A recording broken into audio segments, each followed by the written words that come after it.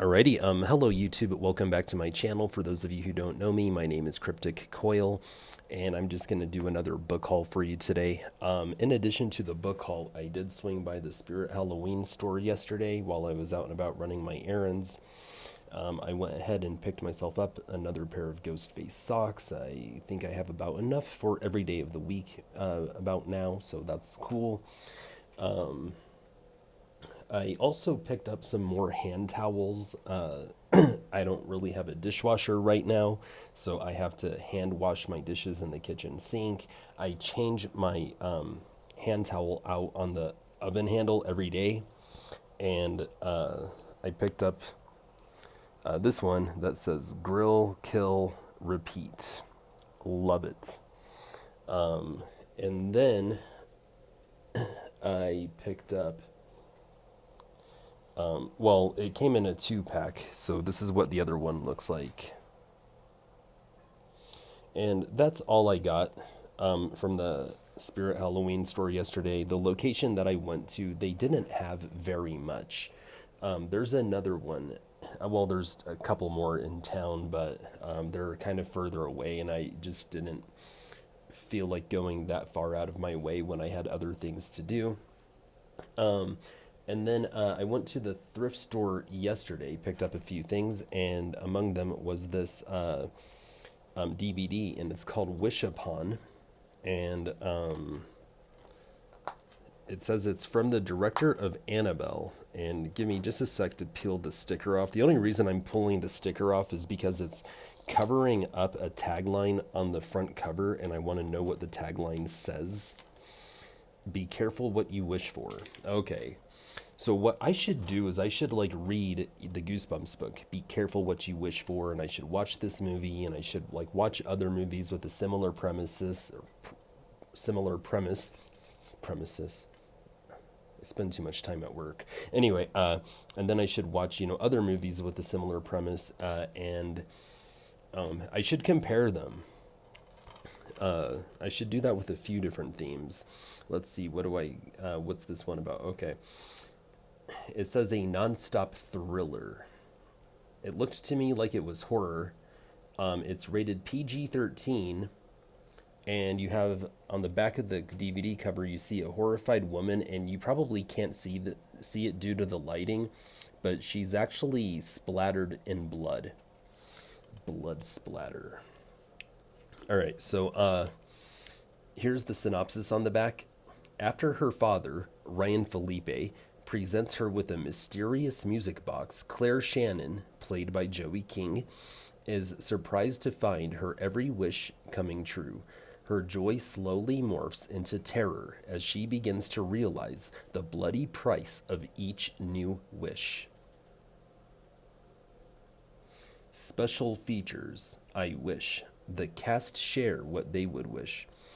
Okay, so it's also got some Obsession vibes going on. I just saw that movie in theaters not that long ago. That was the most recent movie that I've watched. All right. So that was the only DVD that I bought. Give me a second. Speaking of Spirit Halloween, I am drinking coffee out of my Twilight Zone mug that I bought from the Spirit Halloween store either last year or the year before. I've already had 2 coffees with caffeine. Now I'm drinking decaf. It's just something to sip on, just something to do as I go about my day. All right, so let's get into my middle grade finds. All right, so this was something cool to find. I didn't know it existed. It used to belong to a local elementary school library, or I don't know if it's a local, but it used to belong to an elementary school library. It's a hardback Goosebumps graphic novel. It's called Monsters at Midnight, with a new introduction by R.L. Stine. And here's a sample of the artwork that can be found inside. Let's flip through it and see if there's anything cool. Oh, look, Slappy. Yeah, so this was interesting. There's even a bookmark. I think it is local because a company that used to exist here, they printed that bookmark. Oh, look, Curly. I don't know if you can see him. The skeleton with the mohawk in the doorway. All right. Very cool. All right. So that was a cool find. Also, I found a Larry Weinberg book printed by Rainbow Bridge, and it's called Hunted. And it's got a pretty scary looking cover. I think that this is middle grade. I don't think that this is, well, it says for ages 8 to 12. So yeah, that's middle grade. That's not YA. Larry Weinberg, I believe, is most famous for Ghost Hotel and Ghost Hotel 2. And the title is Hunted with an exclamation point. And the tagline on the front reads, Jeremy's on the run and headed for danger. And I mean, that is a very ominous looking figure that he's hiding from. All right, so here's the synopsis on the back. Hunting for trouble. While hunting down his abusive stepfather, Jeremy, a streetwise runaway, is befriended by Aaron McAdam, whose passionate stand against hunting has made a bitter enemy of his neighbor, Albert Stroud. Suddenly, the dispute between McAdam and Stroud turns deadly, trapping Jeremy in the middle. Will Jeremy find a way to escape the madness, or will he seek revenge against everyone who has hurt him? Watch out. Hunting season is about to begin.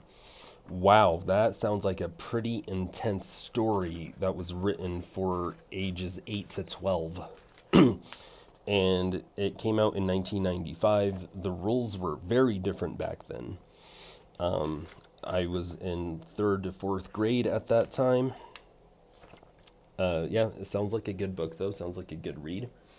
All right, let's see, what else do we got? Oh, you were able to see that. All right, I wanted to save it for last of the middle grades, but I was so happy to have found another Are You Afraid of the Dark book out in the wild. Okay, I only have one other Are You Afraid of the Dark book that I also found out in the wild, same thrift store years ago. And it was just a novelization of the TV episode, The Tale of the Nightly Neighbors. Well, this is an all original story, and it's The Tale of the Three Wishes, and it's written by John Peel. Now, John Peel is kind of a legend in like 90s YA and middle grade horror. So it was really cool to find this one. It's in pretty darn good condition. Geez, back in the day, it was sold for $2.98 at Hastings. If you're old enough to remember Hastings, and if they happen to have those where you live. Gosh, man, this one is in great condition. So, again, the tagline on the front of the book again reads, Be careful what you wish for. So let's read the synopsis. It says payment due. All Duncan wants is to be special in some way, just like the superheroes in his favorite comic books. So it seems too good to be true when Byron Moore, the mysterious owner of the local comic book store, presents him with a strange checkbook capable of granting him 3 wishes. Duncan automatically asks to be a hero, and before he knows it, he's saving a drowning dog. But when he asks to be a superhero, the forces of evil become too much for him to handle. He can no longer ignore the ragged stranger who has warned him that the checks are dangerous. Nothing is free, and Duncan is about to pay the price. He has just one more check. Has he fallen into a trap even a superhero can't escape?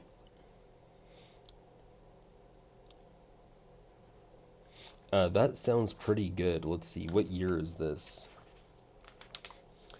Well, it's a first printing, which is super cool, and it's from May of 1997.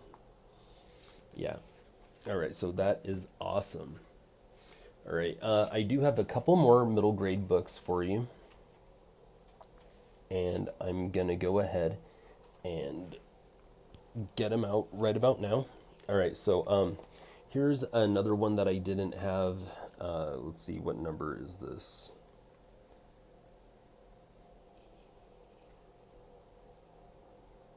The lighting in here is really bad, and I can't see which. Oh, it's a special.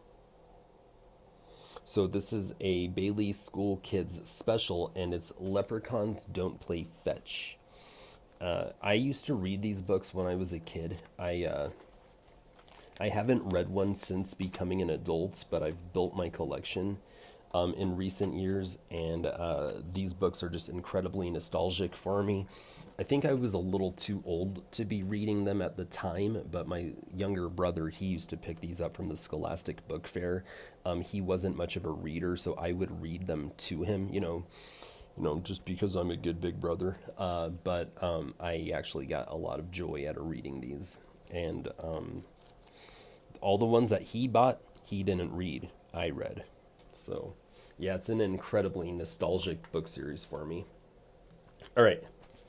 Let's see. Let me get into this. Okay, so let me rant. Okay, I feel like ranting right now. So I found Out of the Dark by Betty Renwright. Okay, and I already own a copy of this book, but not in as good of condition. That's what made me pull the trigger on it. Okay, I have a copy of this book already, but it's beat up.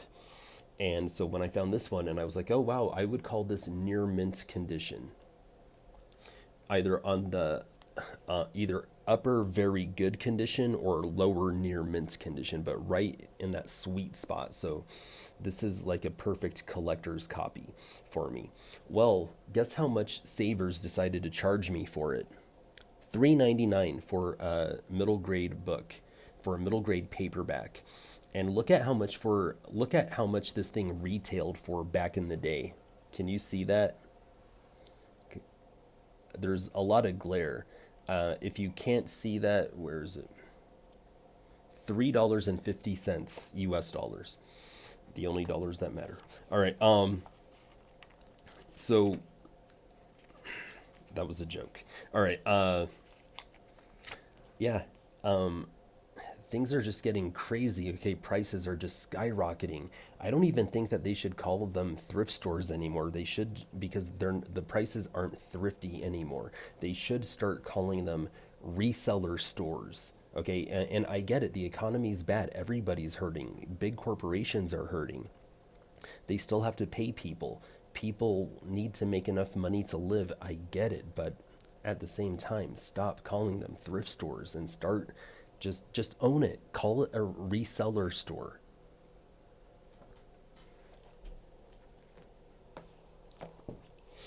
All right.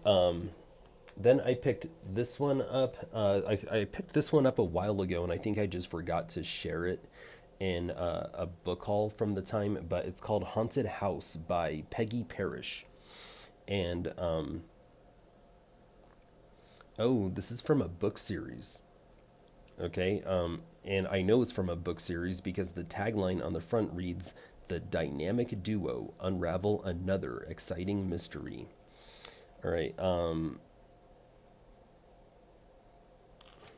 Some girl named Jennifer used to own this book. She wrote her name and her phone number on the inside. All right. The cover is on the verge of falling off. If I read this book, the cover's gonna separate, the front cover. All right. So this was copyrighted in 1971 and printed in 1984, so it's older than me. And I'm looking for a bibliography, and there isn't one. There are pictures inside, sketch art. Well,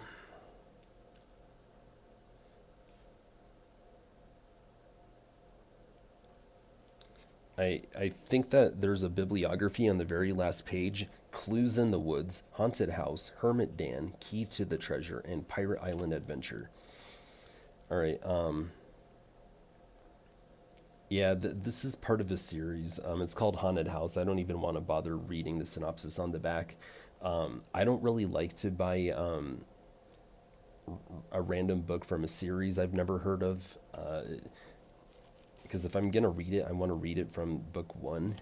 So, especially if it's got reoccurring characters. Like I did that when I was a kid. I mean, I read Spooksville out of order just because they eventually stopped selling them at Walmart. So the ones that I didn't own, like I needed to check out from libraries, whether it be my middle school library, my high school library, the city public library, or have my little brother check them out from his elementary school library or his intermediate school library. All right. Then this was an exciting find. F. Clifford has written a number of other Vintage Apple paperbacks, but this one is called Never Hit a Ghost with a Baseball Bat. And then the tagline on the front reads, It might hit you back. And look at this girl from the 80s or the early 90s holding the bat like all scared with the mannequins. Oh my gosh. This looks good. The book is in like near mint condition, except some teacher named Healy from Room 20 wrote on the inner cover. It's from 1993. Let's go ahead and read the synopsis on the back of this one. Jo Beth wasn't ready for a scary birthday. Jo Beth and her sister, Mary Rose, thought their visit to an old museum was going to be boring, but when the girls arrive, they find out that the museum is haunted. Mary Rose and Jo Beth don't believe it at first, but then they discover that the museum mannequins seem to be coming to life. Are the mannequins ghosts? Do they like birthday cake? Mary Rose and Jo Beth will find out, but they have to make it through the scariest day of their lives first. They spelled mannequins weird. Mannikins. I'm used to spelling it with a QU.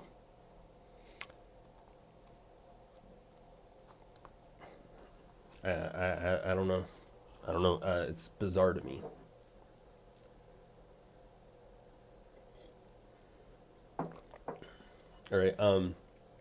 I found this whole trilogy over the years, but it's called Phantom Rider, Ghost Horse, and I believe that the one that I found, it was an ex-library copy, and it has like a protective adhesive film over the cover. This thing is in mint condition, near mint, and I bought it just to have as the collector copy. It's actually funny because I think that when I was a teenager, I realized that there was a whole genre about like teenage girls and a horse. And just being a guy, like that genre just never appealed to me. And then I was at work, and this new woman who was around my age was telling me that she liked that genre growing up. So she said that she used to read books about like a girl and her pet horse. And so I was like, oh, you mean like Saddle Club? And she goes, yep, I was really into Saddle Club. And I go, were you into Pony Pals? She goes, yep, I was into Pony Pals. And then she asked me, how do you know about this series? And I said, I've seen the books, on the shelves at stores, but, it doesn't really appeal to me. But I do have one series. It's a trilogy, and I said, I think that the name of the series is Ghost Horse. I didn't remember the author, though. Jani Lee Simner, or Yanni Lee Simner. I have no idea how to pronounce that. But, yeah, so we were just talking about that, and I told her a story from my early 20s. I went to someone's house, and my friend was like, hey, bro, I feel like putting on a movie. Like, what do you feel like watching? And because I'm at someone else's house, I don't want to dictate their television. So I said, I don't care what we watch as long as it's not about a teenage girl and her horse. And everyone started laughing because that was random. But yeah, this is about as close to that genre as I get. All right. This was exciting for me. Okay, so I found two out in the wild. I already have one, but I went ahead and picked it up. So this is Grandpa's Monster Movies. I picked this up, I want to say last summer, and I found it out in the wild again. So I went ahead and picked it up again because it was $1.49. So screw it, why not? Right then, I found this one, which I didn't already own, and it's book number 3 in the series, the Dead Time series by A.G. Gascon, or Cascone, and it's called Along Came a Spider, and the tagline on the front says, "A really big spider." And this thing's in like mint condition. And I bought this one for $1.49, which is great. First printing, 1996. Let's go ahead and read the synopsis on the back of this one. The dusty old science kit under Mikey's bed is full of creepy, crawly, disgusting creatures. They're all in jars and all long dead. At least they're supposed to be. But when Mikey and his best friend Max open the jar with the man-eating spider inside, they're in for the shock of their lives. The spider's alive, and it gets loose on Mikey's house. Then things get even worse. Mikey and Max can't kill the spider, so they catch it and flush it down the toilet. Big mistake, because that's when their troubles really begin. I'm not that into insects, so I think I'm going to skip that one, but I'm glad that I get to include it with my collection. All right, and I guess that's it for middle grade. Let's go ahead and move on to YA.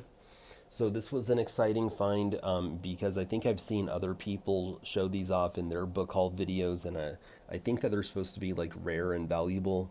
And this is the first that I've found out in the wild. It's a Blair Witch Files novel, and it's called Blood Nightmare. And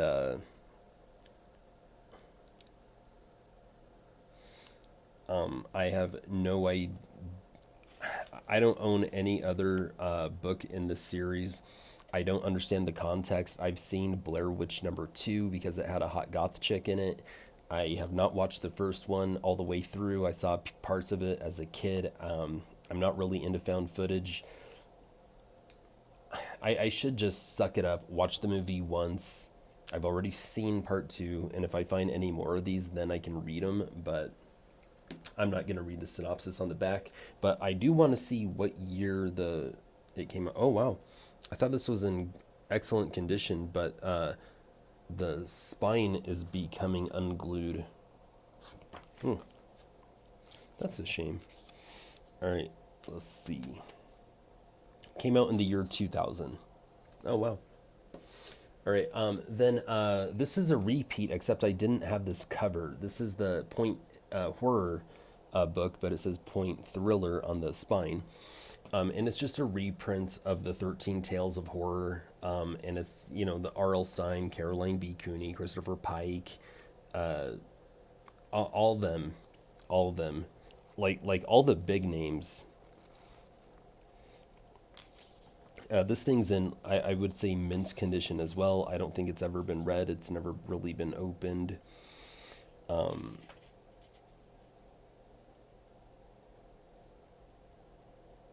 Yeah, so I have two OG copies of this book with the original cover. They do have different spines, but they have the same OG cover. So I think that they're different printings. It was cool to find this one in mint condition, though.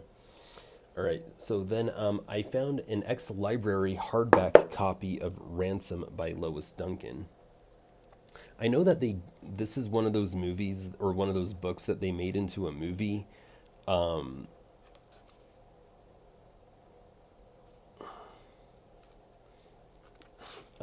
I don't think this thing has ever been read. I called it an ex-library copy just because I'm assuming since it's got a hardcover, but there's no library markers on the inside, no stamps along the edge of the page, so I don't know. But this was a cool addition to find out in the wild.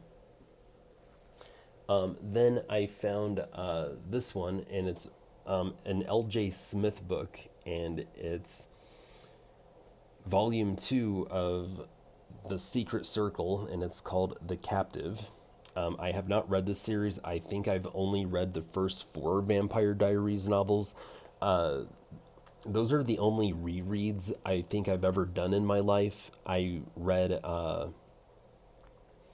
the Vampire Diaries when I was in middle school, and then I read them again just prior to the TV show coming out. So that's all I got for YA, but those are some cool finds. Now we'll get into adult horror. So let's check this one out. I saw this one, somebody that I follow on Instagram took a photograph of some vintage horror books, and this was one, and I thought it looked interesting. It's called The Trespasser by Melvin Weiser, and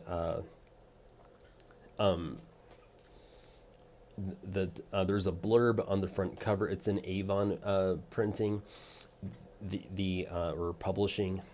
There's a blurb that reads a novel of stark horror, and there's a tagline that says, "First she died, now she kills." That sounds so cool. Just look at her, man. Like, that is a very alluring cover. All right, let's see what year this is from, just for fun. 1981. Jeez, that's 5 years older than me. This is from, wait,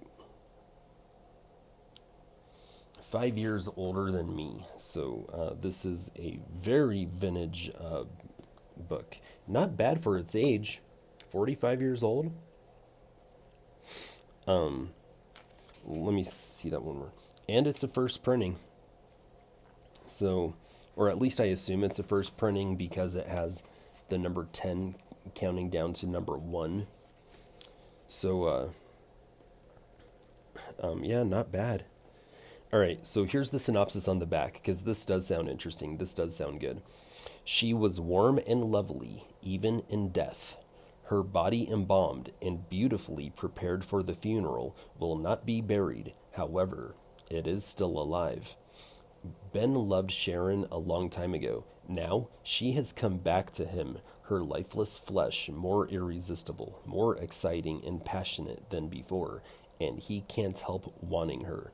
Others will succumb to Sharon's charm, and many will die in hideous agony, for whatever lives now in Sharon's corpse is resurrected by a force that does not belong here, but will search and slaughter until the blood of the guilty satisfies the vengeance of the dead. The Trespasser. Sharon's soul is at peace now, but not her body. Yeah, that sounds fantastic. All right, let's see, what else do we got? So this was an exciting find because this is the last Bentley Little book that was on my, be on the lookout for list. I have a ton of his novels. I've read a couple. This is one that, like, everyone who's read it puts it in their top 3 or top 5. But I'm used to seeing it in somebody's top 3 favorite Bentley Little books. And it's called The Academy. And because everybody loves it that much, I've needed it, and I haven't been able to find it out in the wild. It's been a few years that I've been on the lookout for it, so I finally just bought it online. And yes, I will be reading this one. This will be my next Bentley Little book.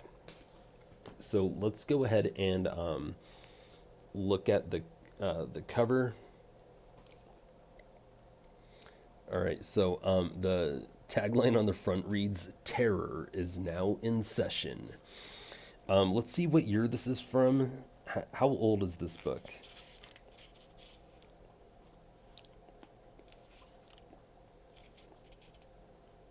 2008.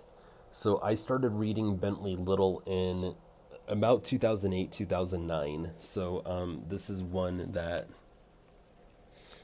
I just didn't have. I read the ones that I did have, but this is cool. I do like this author. Here's the synopsis on the back. With a no, with a promise of more freedom and the chance to get out from under the thumbs of a reactionary school board, the teachers of Tyler High have voted to become a charter school. Instructors and parents alike are thrilled with the prospect of independence, and yet, the formerly laid back principal has become unusually strict. With her toadying secretary, she seems to be running the show. That isn't all. The janitors no longer work nights because of what they hear. The students are frightened by what they see. And things that defy rational explanations are happening on school grounds. But there is an explanation. It's just not something that anyone can begin to believe or hope to survive. That does sound good. Schools are scary, man. Schools are scary. So yeah, I really look forward to reading this one. Speaking of Bentley Little, I did find another one of his books. I have a I already have it, but I have it in hardback. Now I have it in paperback. It's in excellent condition. It only costed $1.99, so I just figured, what the hey, and I went ahead and picked it up. There's no tagline on the front, but let's read the synopsis on the back. Well, first, let's see what yours is from. This is from 2003. All right, here's the synopsis. Unemployed, divorced, and living in a new state, Hunt Jackson would be considered a risk by most insurance companies. Lucky for him, he's found one that will take him. All he has to do is sign on the dotted line and note the minor provisions. If we abuse you over the phone, don't hang up. If we vandalize your home, don't get mad. If we authorize treatment at an isolated hospital that's strangely empty, don't get scared. One more thing. If we require a pound of flesh for our investment, don't bother running. It's just the policy. This sounds good. All right, this sounds like Bentley Little at his best, because I've read 3 novels from him. All right, and so when he's at his best, he follows his tried, tested, and proven true formula. He takes something mundane and makes it incredibly creepy and scary. Like, he has a book called The Store, right? And The Store is very similar to Walmart. Okay, what that book is about is, like, the store, comes to this small town, and it kills all the small local businesses, and there's the store is just this ominous thing that you think it's just a store, and it's not. There's something scary and terrifying behind it.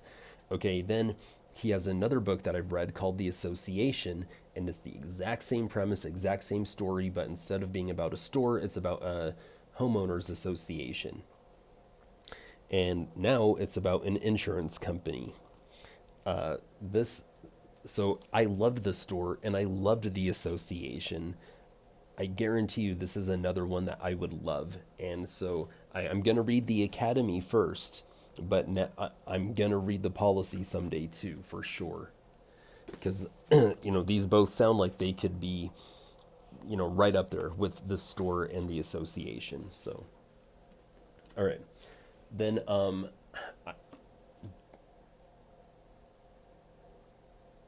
I think I've already I think I showed you guys this one in my last book haul, so I think I just grabbed it on accident. So I got 2 more for you.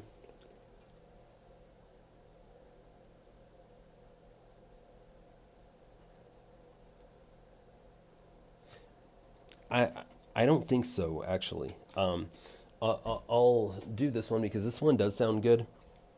It's called Muse by Michael Sicilione. And that's the cover. Let's see, what year is this from? It's from 1999. Oh my gosh, this thing is in mint condition. All right. Here's the synopsis on the back. For 3 years, actress Joanna Brady has hit New York City's audition circuit looking for her big break. The closest she's gotten to fame is a toothpaste commercial, and even that played late night TV. But someone has been watching the lovely brunette very closely, someone who wants her to play the starring role in a chilling fantasy. His world of make believe. Matt has everything Joanna had ever dreamed of in a man, and their whirlwind romance was passionate, exciting, and incredibly erotic. When he invited her to escape the grind of New York and the frozen, isolated beauty of rural Maine, Joanna could not resist his innocent invitation to go as his lover, his inspiration, and his muse. His world of make believe has become her world of terror. But she has no idea that their romantic weekend will bring her face to face with a sadistic serial killer who was intent on drawing out the most intimate, painful secrets of her past. Now Joanna must play this diabolical killer's deadly game to the finish, answering each and every question with an actress's skill, because only the performance of a lifetime can keep Joanna from becoming the latest victim of a man who just might love her to death. That sounds fantastic. Sometimes I don't know how I feel about this genre where, a beautiful woman is taken away to an isolated, remote area by a man who is keeping her prisoner there, but trying to not make it look like he's keeping her prisoner. Tara Reid played in one back in the 2000s. It was pretty good. Then I saw another one. It was a made for Netflix movie where a girl woke up in the hospital and didn't recognize her husband. She had a little bit of amnesia. He takes her to their home, and it's this beautiful mansion out in the woods. It was a made for Netflix movie, I believe. It wasn't that good. I mean, it was worth a watch, but by the time you're done with it, you're like, yeah, I don't think that story was very believable. So then I found this one, and this is a Stephen Graham Jones novel, and I've never read anything from this author. I've heard of him. I believe I've heard good things. I found it for $3.49 at a thrift store, so I just went ahead and picked it up. Let's see what year this one is. It is from 2016. So let's go ahead and read. Oh, he has long hair and a cowboy hat. Okay, right on. Let's go ahead and they've written 15 teen novels. See that on the back, but let's go ahead and read the synopsis on the back. He was born an outsider like the rest of his family.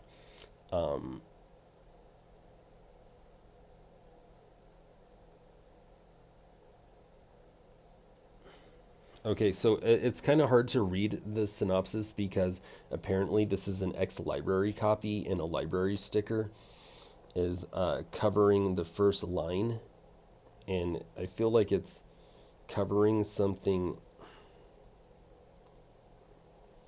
I managed.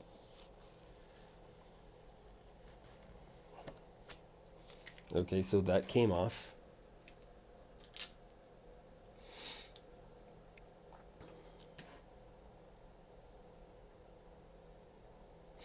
He was born an outsider like the rest of his family.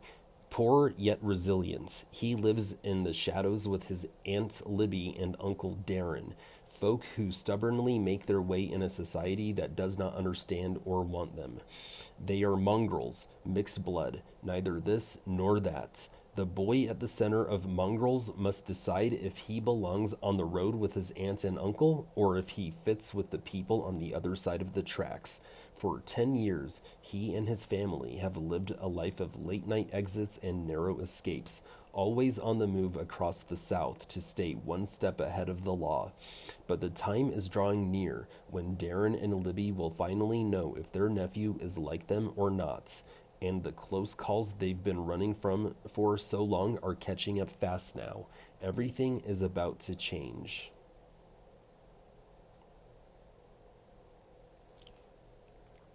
So Tor, as in Tor Horror, Tor.com has a blurb on the back that says, Mongrels makes a meal fit for any werewolf. Meaty, surprisingly sweet of heart, and immensely satisfying. An early contender for my favorite novel of the year.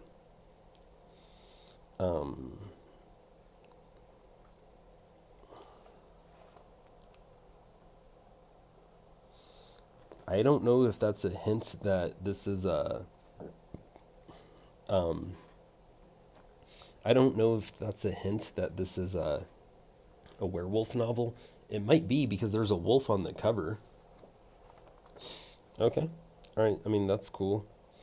It says that he was raised in West Texas, but now lives in Boulder, Colorado with his wife and children. Interesting. Okay. Looks like he's on Twitter and Facebook. Okay. Let's go ahead and move on to the last. So this was exciting because I've been hoping to find it out in the wild. I was wanting to buy it at retail, but now I don't have to because I found it at a thrift store for $4.99. So yeah, thrift store prices are getting higher and higher. And oh look, Stephen Graham Jones has a blurb on the back of Grady Hendrix's How to Sell a Haunted House. He also has a blurb from Paul Tremblay and Riley Sager. Wow, look at Grady Hendrix. Okay, so I think that the only Grady Hendrix book I need now is the I need the IKEA furniture one. But this is from 2023. Oh, I remember when this first came out. I bought something else.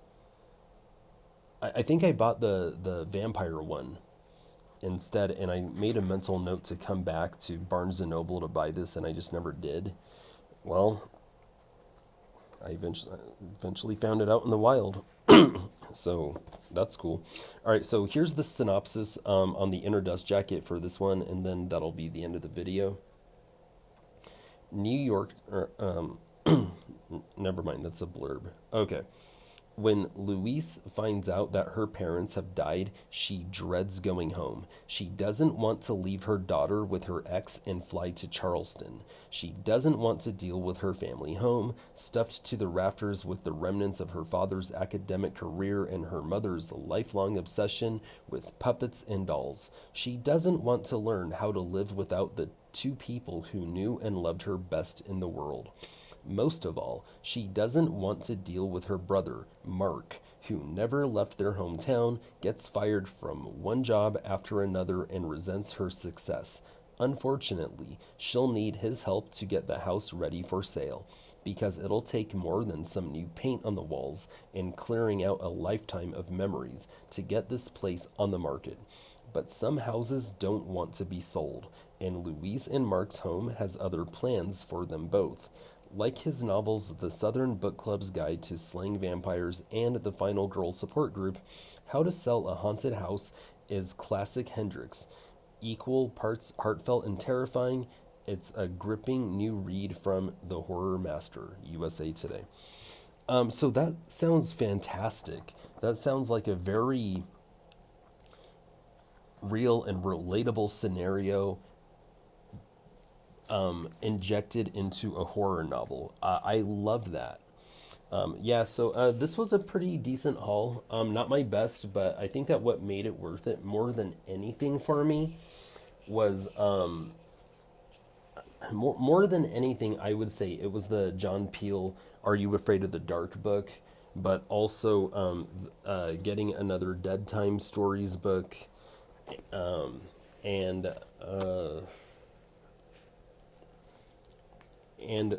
Bentley Little's The Academy. Okay, so those are the ones that really made it worth it to me. But this Michael Sicilione Muse novel just sounds incredible. That sounds so good. So let's see, how many pages is this? Just for fun, wow, getting close to 500. Let me go ahead and set this here real quick.